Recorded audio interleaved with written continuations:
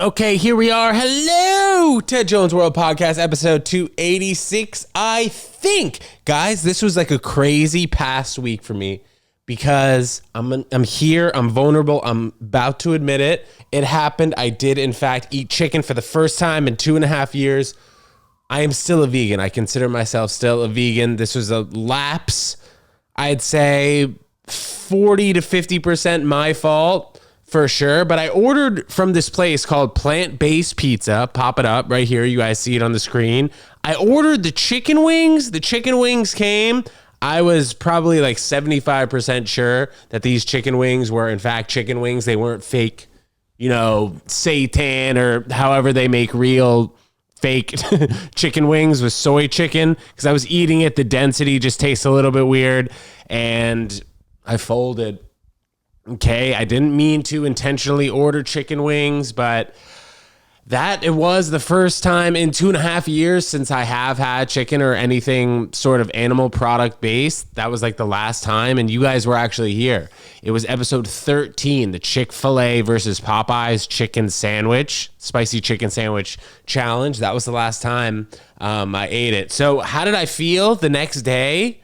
I had it probably like 8 p.m. a week ago. I didn't feel great, to be honest. And I'm not just saying that for any like vegan propaganda. I genuinely really did not feel so great the day after. But I guess like when you're ordering, or you guys tell me if I'm wrong, when you guys have buffalo wings or you're eating chicken wings, chances are the next day you're not feeling great. It could be fried. It's got all that sauce on it, whatever. So that was crazy. That was like a life event for me since I haven't had, animal products in a long time. Whatever. I'm still going to continue the vegan trend upwards. But hey, we all slip sometimes. And the most important part is you just admit sometimes when you slip.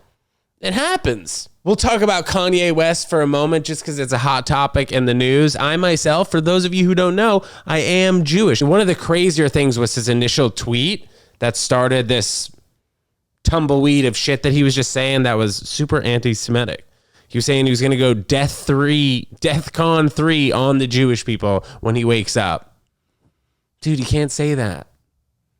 And then he was taunting Adidas no matter what I do. And then he came in really close to the microphone. He was like, Adidas will not stop me from saying anti-Semitic shit. I could literally say anti-Semitic shit and they can't drop me. I could say anti-Semitic things and Adidas can't drop me. And it's crazy to go from $6 billion one day down to like 400 mil. That's what Forbes is saying he's worth. Forbes is saying he's not a billionaire anymore. That's got to hurt a little bit. Okay. Maybe going from like 600 mil to 400 mil, you don't feel it. But going from like 5 or 6 bill to 400 mil in the span of 6 weeks, I don't know what's going to happen. I mean, I can definitely see Kanye's going to start his own brand without any backing. He'll just put in some of the 400 mil that he has and create a brand. Because people like Kanye, besides the fact that he is saying extremely freaking hurtful things to a lot of different people, a lot of different groups. You guys also saw, or I don't know if you saw, during the Drink Champs interview, it seems like he was insinuating that George Floyd didn't die from suffocation. He died from a fentanyl overdose. If you look, the guy's knee wasn't even on his neck like that. Which is absolutely not the case. So I don't know. We'll see what happens with Kanye. I never really was a fan of Yeezys in general. Now you can definitely never catch me wearing those pups. I think Adidas made a great move by dropping them. You can't taunt a company on a podcast like that and say disrespectful ass shit. People can say, oh, he's exposing the government. He's saying some good things here and there. I don't know. I can't speak to that. And I don't think you can really separate the artists from their personal life. You think about people like Michael Jackson, R. Kelly. Can you really talk about R. Kelly and Michael Jackson without addressing the terrible things that they did in their personal life? I don't think you can. Kanye West hasn't acted on his anti-Semitic remarks. He hasn't acted on disrespecting George Floyd and his family. He's just said these words. So to compare him to a Michael Jackson and an R. Kelly may be unfair, but he is an artist that you can say is super talented, but on his personal front, he's just done a ton of crazy shit. You guys remember back in, I think it was 2010. I forget exactly when Hurricane Katrina is. We'll pop it up right here if I was wrong. But he went on live TV with Mike Myers standing right next to him, and he says, George Bush does not care about black people. The spirit of the people of southern Louisiana and Mississippi may end up being the most tragic loss of all. George Bush doesn't care about black people. Please call. Oh, bro, it's definitely not 2010 if George Bush was president.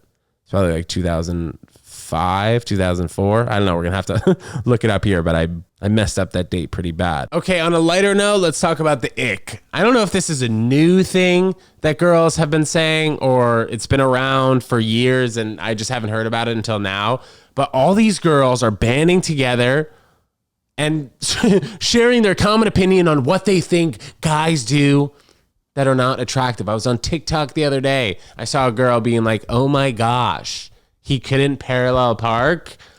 I got the ick. Or I saw him getting out of the back seat of a 2-door convertible and I got the ick. Girls, sometimes these are things that like we can't control. I'm also interested to know what you guys think about Kanye West. Can you separate the artist from their personal life? Let me know. TEDJONESWORLD@gmail.com. Those were just my quick thoughts. We'll be back with a new podcast episode Monday, as always, Thursday as well, guys. Ted Jones World Podcast Mondays and Thursdays. Ted Jones Vlog Tuesdays and Friday. Guys, shoot me an email and we'll see you next time. Peace.